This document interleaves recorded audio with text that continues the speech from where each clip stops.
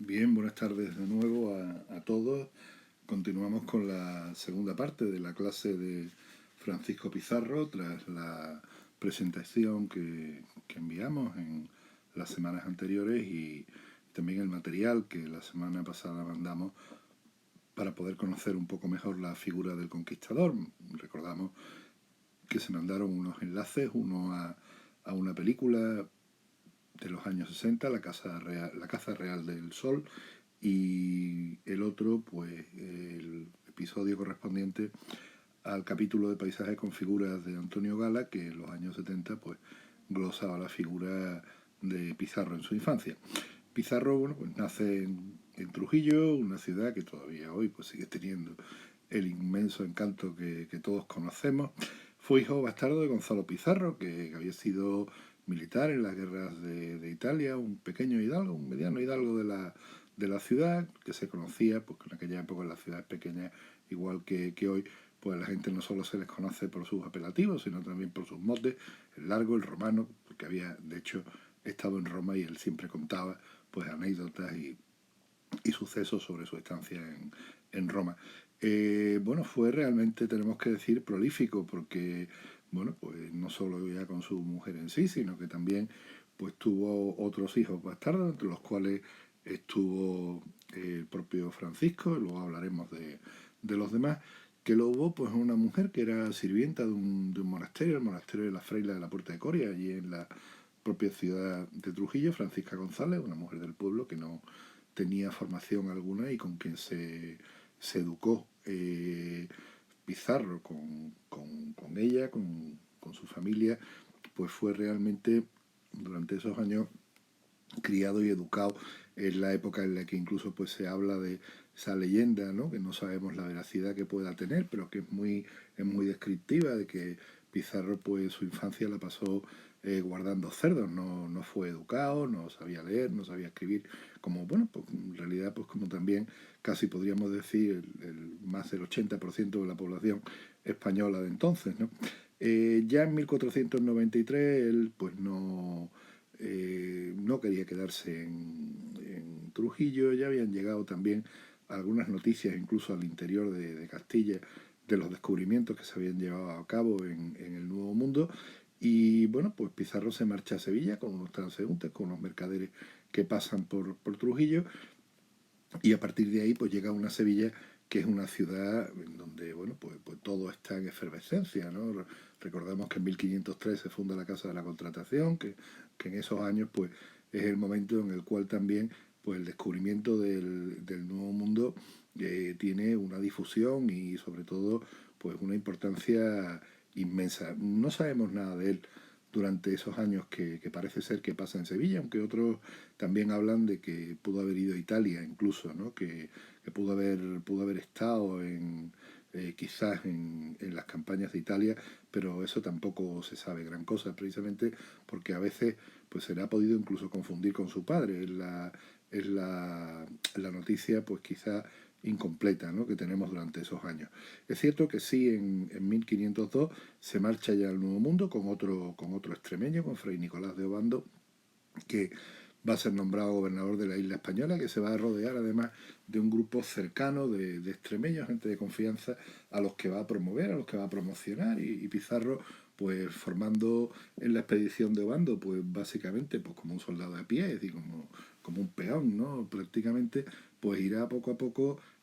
ascendiendo con mucha lentitud, siendo una persona de confianza a la que se le van a encargar determinados cometidos, digamos, menores, la conducción y dirección de pequeños grupos de soldados, la pacificación de un territorio que estaba pues, constantemente levantándose, o la fundación de nuevos asentamientos. A partir de ahí, bueno, pues evidentemente no hay ni punto de comparación, ¿no? Entre esta Sevilla que deja Pizarro y esas ciudades, por llamarla de alguna manera, porque son en realidad pues pequeñas poblaciones hechas de madera, de cañas, de barro, que se empiezan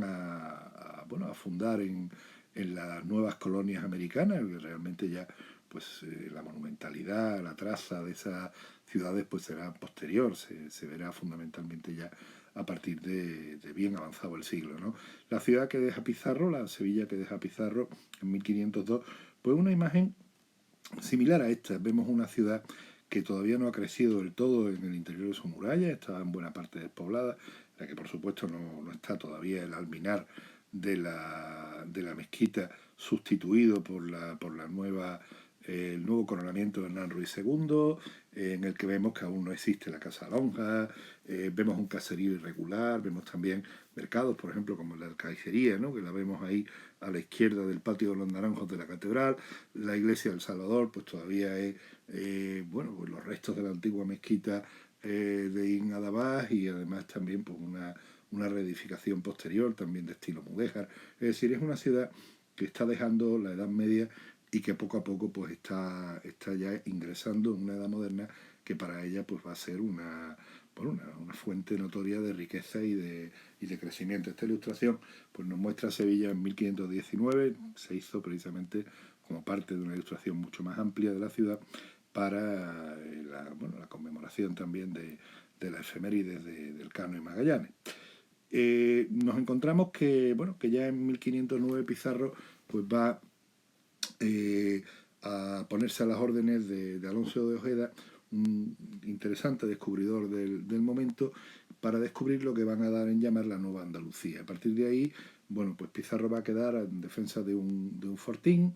y en vista de que era difícil mantener pues quizás las comunicaciones y también la posesión de estos lugares, va a volver a la española en 2 bergantines. Ya sabemos que evidentemente pues los bergantines, que eran poco más que cáscaras de nuez, pues tenían poca estabilidad, y evidentemente pues con unos climas tan complicados como aquellos, en donde las tempestades y el ataque de la broma, es decir, los insectos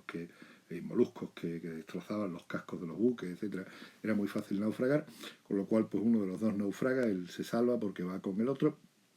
y a partir de ahí pues es recogido por Martí Fernández de Enciso, que es un socio de Alonso de Ojeda, y va a ir con él ya no comandando, porque evidentemente Enciso tiene más rango que él, pues va a seguirlo como simplemente un seguidor más a Zenú y a Darién, y ahí se va a instalar en una de las ciudades pues más antiguas de América, la ciudad antigua, que se va a nombrar precisamente así por la Virgen de la Antigua de la Catedral de Sevilla, que será una devoción pues hondamente sentida por aquellas personas que partían del puerto de Sevilla hacia las Américas, por supuesto de los sevillanos, incluso pues veremos que van a dar nombre a otras ciudades. A partir de ahí pues se va a poner también a las órdenes de Vasco Núñez de Balboa, en donde pues va a acompañarlo, va a ser su lugarteniente, y va a estar presente cuando en 1513 Balboa se asome a la Mar del Sur y descubra, como ya conocemos, el Océano Pacífico. Y también, igual que va a estar en lo bueno, va a estar en lo malo. Pizarro también se va a encontrar metido en medio de lo que será el conflicto entre Vasco Núñez de Balboa, y tenemos a la izquierda una idealización del personaje hecha en el siglo XIX, y Pedralías Dávila, que va a ser el gobernador de turno, que era un personaje tremendamente interesante, un carácter fortísimo, era un descendiente de una antigua familia de conversos abulenses, cercana a los reyes católicos, y había sido promovido a gobernador del territorio. Y el caso es que entre Pedralías y Vasco Núñez de Balboa puede haber constantemente recelos, choques, conflictos, y nos vamos a encontrar que esto va a terminar pues ajusticiando por parte de Pedralías Dávila a Vasco Núñez de Balboa. Pedralías, por el apoyo que ha recibido, pues va a nombrar también a Pizarro regidor de Panamá, una ciudad que se acaba de fundar en ese momento, y donde pues también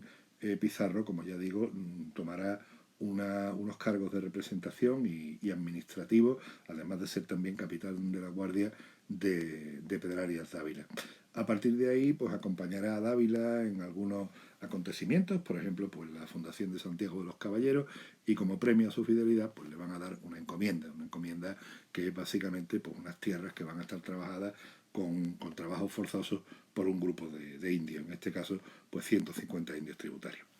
1523, un par de años después, en Panamá, pues va a ser un hervidero de rumores,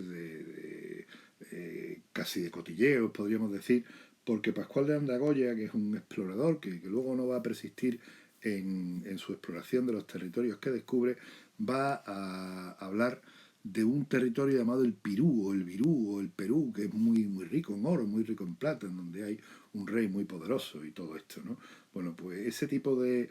casi fantasmagorías, podríamos decir, pues bueno,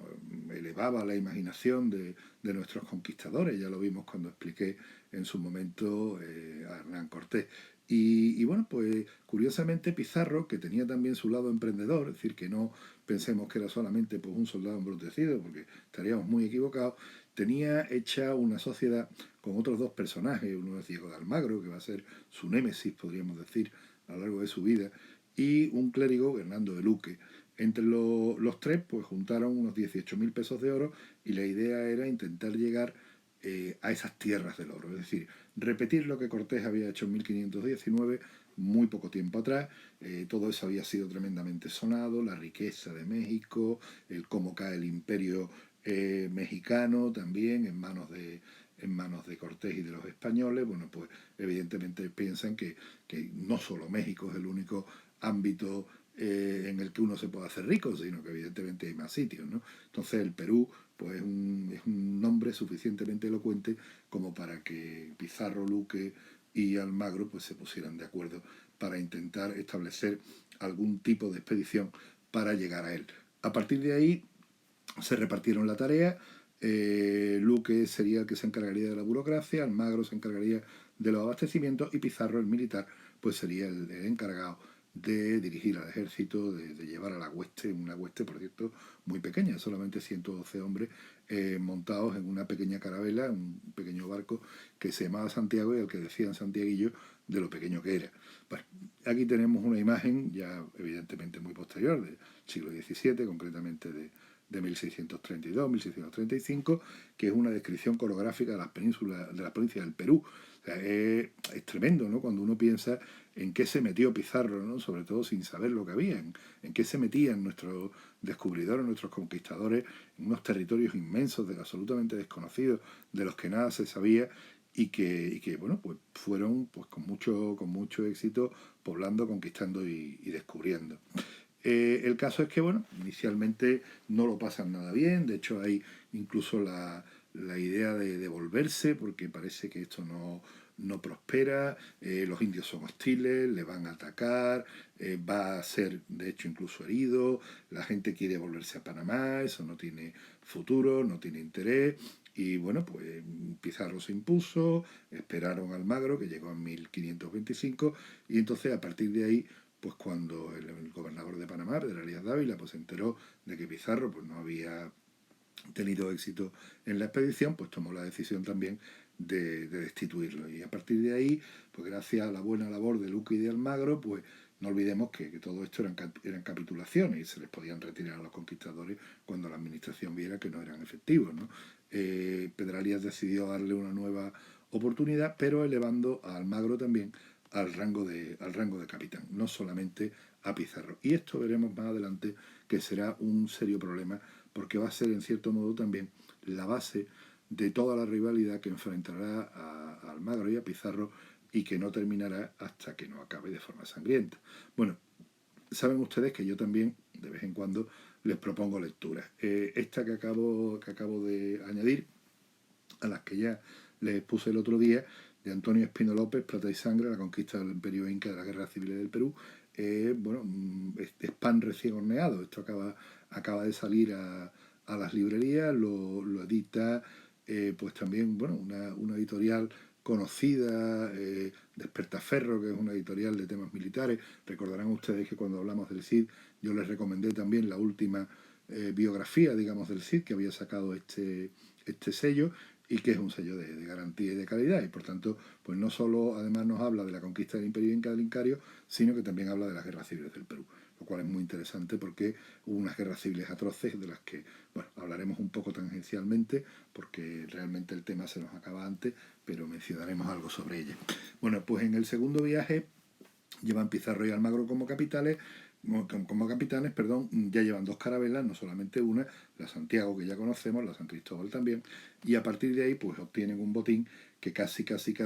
les hace recuperar toda la inversión que habían realizado, es decir, 18.000 pesos invertidos, 15.000 euros recuperados, y a partir de ahí pues hacen una somera exploración por distintas zonas de la costa hasta que vuelven de nuevo pues al río San Juan, que es donde se instalan como base de operaciones. A partir de ahí siempre van a ir tirando hacia el sur buscando pues todas aquellas noticias que les van llegando acerca de la existencia del Incario, ¿no? La cuestión es que ya en 1527, estamos hablando ya de 2 años después, ¿no? Almagro vuelve de nuevo a Panamá, va de nuevo buscando refuerzos, ya hay un nuevo gobernador de Panamá, que es Pedro de los Ríos, que a partir de ahí también parece que entra en conflicto con Almagro y decide retirarles también el apoyo institucional u oficial a la compañía, y de hecho hasta tal punto es así que manda a Juan de Tafur con una carabela pues para recoger a Pizarro y a los hombres que quedaban en el río San Juan. Ese es el momento que todos conocemos, esa famosa historia de los 13 de la fama, en los cuales pues Pizarro con un puñal, con una espada, pues hace una raya en la playa, y solamente pues la cruzan 13 personas que son los que van a acompañar a Pizarro en la conquista del Perú posteriormente. El resto, pues según nos cuenta la leyenda, se marcha con Tafur.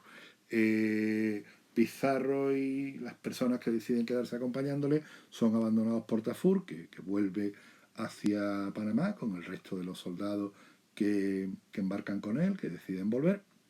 y ellos pues siguen navegando hacia el sur, Pizarro y sus compañeros. Y en Tumbes pues se van a encontrar ya con evidencias claras de la existencia del Incario. Ven objetos de oro, objetos de plata, y a partir de ahí, con esas pruebas, llega a Panamá y claro, lógicamente ya la historia no es igual. Sí, ya cuando hay pruebas, cuando hay evidencias, cuando está claro que hay algo, se llega con riquezas, ¿no? Y se exponen esas riquezas, pues a partir de ahí los socios deciden que lo que tienen que hacer es ir a un nivel superior. Es decir, no pueden estar dependiendo de que el gobernador de Panamá decida darles o retirarles su confianza, sino que hay que firmar una capitulación en serio con la corona, como por ejemplo pues había hecho Hernán Cortés o habían hecho otros conquistadores. De forma que, bueno, pues en 1529, ahí tenemos un retrato del emperador Carlos V, pues bueno, con esa edad, es decir, estamos hablando de Carlos V en 1529 tenía 29 años, con lo cual así tenemos, digamos, un retrato muy cercano de la figura del emperador en ese tiempo. Le otorga una capitulación a Pizarro en la que le autoriza a conquistar lo que llamarán Nueva Castilla, lo que va a ser el Perú. Una conquista, vemos aquí en este pequeño gráfico en el que vemos pues cómo en el mapa de la derecha los viajes se van a ir estableciendo de un lado para otro, con errores, con distintos itinerarios, con aciertos. Todo es prácticamente, si nos fijamos, costeando, salvo bueno pues algunas pequeñas entradas someras en lo que es el continente, pero básicamente todo será hacia la costa. Vemos las escuetas armas de la conquista, ¿no? Unas armas que, bueno, el caballo, las armas de fuego, los perros, pues sí sorprenderán a los indios. Las personas, ¿no? Los personajes que estarán ahí, digamos, pues bueno, más vinculados, ¿no? Los 3 socios. Aunque por cierto ahí ponen a Pizarro como Hernando de Luque, no es él, el retrato que tenemos ahí es el retrato de Pizarro. Y Luque además de hecho era clérigo, con lo cual pues en absoluto hubiera tenido ese aspecto. Y luego pues el episodio fundamental, ¿no? La captura del Inca en Cajamarca de la que hablaremos. Y a partir de ese momento, pues cuando ya se ha ido a Toledo, se ha firmado el acuerdo, la capitulación de Toledo, pues Pizarro decide que ya tiene detrás un respaldo en el que además se le prometen muchas cosas, ventajas, un hábito de una orden militar, la Orden de Santiago, es decir, una serie de elementos que van a hacer muy atractivo a aquellos que vayan con Pizarro el hecho de acompañarle. Entonces vuelve al hogar, vuelve a Trujillo, y allí es donde conoce a su familia. Conoce a Hernando, por cierto, la foto que tenemos ahí es el único retrato realmente, si lo queremos llamar así, conocido y podríamos decir que quizás veraz de Hernando Pizarro porque es precisamente su monumento funerario. No nos queda otra imagen de Hernando Pizarro que sea, digamos, también pues más o menos fiable, ¿no? Y luego pues también además a Juan y Gonzalo Pizarro, que eran también bastardos de su padre, y luego pues a Francisco Martín de Alcántara, que era medio hermano por parte de su madre. A partir de ahí otros parientes, amigos, conocidos de Trujillo, extremeños, pues se van con él, un gran número de extremeños que se embarcan en Sevilla para tirar hacia Sanlúcar de Barrameda y después de 3 meses de aprestar los barcos, pues poner ruta de nuevo a las Indias ya a finales de 1530. Son 4 navíos y en el puerto de Nombre de Dios pues les va a esperar Almagro, pero claro, Almagro cuando ve las capitulaciones no le hace ninguna gracia porque las capitulaciones están firmadas con Pizarro, ni con él ni con Luque, y evidentemente todas las ventajas son para Pizarro, no para él. Entonces, evidentemente, pues no hay sintonía. Y menos sintonía todavía cuando aparecen los hermanos de Pizarro, que van a tener muchísima influencia en el personaje y van a ser muy beneficiados por él. Entonces, esto también a Almagro le va a sentar muy mal y bueno, y va a ir poco a poco afianzando una enemistad que finalmente terminará en tragedia, podemos decir, ¿no? Bueno, yo también aquí empiezo a tirar de las deliciosas imágenes que tenemos de la nueva crónica de buen gobierno, un texto del que ya hablábamos en la última clase. Bueno, muy ingenuo, todo, pues realmente podríamos decir que muy naif, pero muestra también muy claramente cómo veían a los españoles, los indios, y ese afán de oro, ¿no? Si nos fijamos, son como un cómic. De la boca del conquistador español sale el texto "este oro comemos", es decir, que los españoles querían a toda costa acaparar oro. Era tal su ansia de oro que los indios pensaban, los incas y etcétera, pensaban que lo comían. Entonces por eso ellos incluso lo decían para que les dieran oro, ¿no? Bueno, pues decididos a conquistar Perú, van a comprar 2 navíos grandes, se reclutan más hombres en Panamá, se compran abastecimientos, caballos, etcétera, y el 20 de enero de 1531 Pizarro vuelve por tercera vez hacia la costa del Perú. Y a partir de ahí pues nos vamos a encontrar con 180 hombres y 37 caballos, que inicialmente pues se van a encontrar con, bueno, detenidos por una epidemia en la que les salía pues algo muy desagradable, que eran verrugas, y que les duró varios meses. De hecho, pues fueron 7 meses de inmovilización, y a finales de noviembre van a pasar ya a la isla de Puna y posteriormente en 1532 en Tumbes. Y a partir de ahí Pizarro fundará la ciudad de San Miguel de Tangarara, como primera ciudad española del Perú. Y la idea de Pizarro era, pues bueno, hacer algo parecido a lo que había hecho, como digo, Hernán Cortés. Conocer a Atahualpa, que es el monarca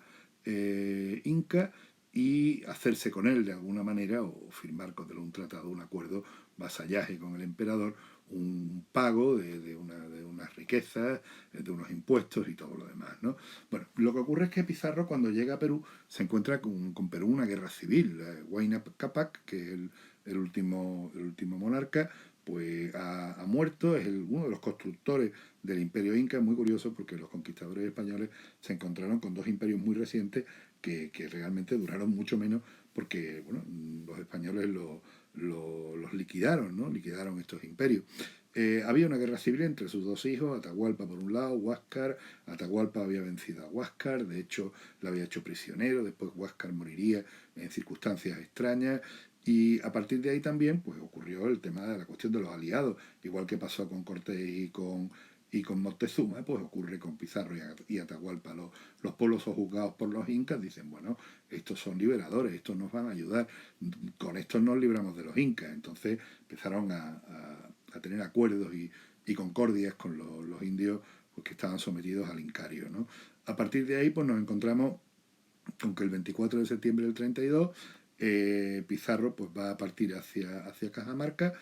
con unos 160 hombres, y finalmente pues el 15 de noviembre de ese año Pizarro y sus hombres estaban en Cajamarca pues para entrevistarse con el Inca. El Inca estaba rodeado de su ejército, de sus servidores, lleno de riqueza, protegido, rodeado, etcétera. Bueno, era un ser sagrado, ¿no? Un hijo del sol. Y ahí nos vamos a encontrar con el famoso episodio de Cajamarca, que es el último episodio de la conquista del que vamos a hablar hoy, porque ya el próximo día continuaremos hablando de todo el resto de la conquista del Perú bueno, y el final también de la vida de Pizarro. Pero el caso es que fue un verdadero ataque sorpresa, es decir,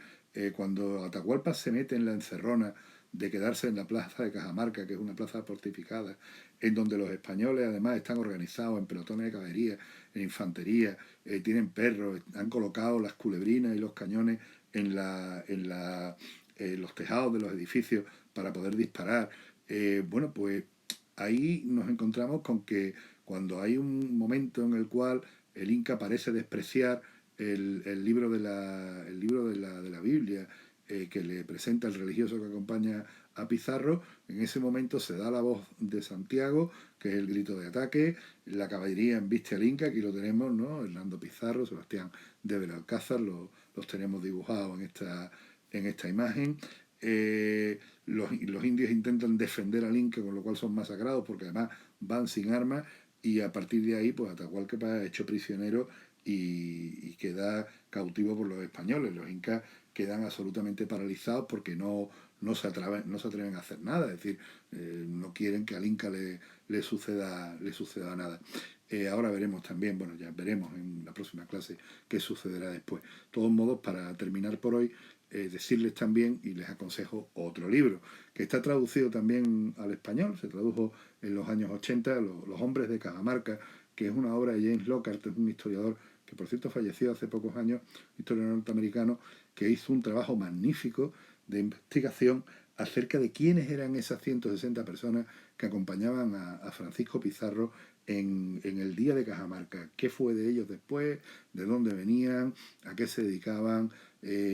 cuál era su oficio. Es decir, es una obra espléndida, es un estudio histórico plenamente moderno, yo creo que actualmente a día de hoy tampoco superado, y que además abrió las puertas al estudio prosopográfico en el ámbito de la historia de América. Bueno, pues lo dejamos aquí por hoy, les agradezco su atención, próximo día pues terminaremos también con la figura de Francisco Pizarro. Queden ustedes con Dios y muchísimas gracias por su atención.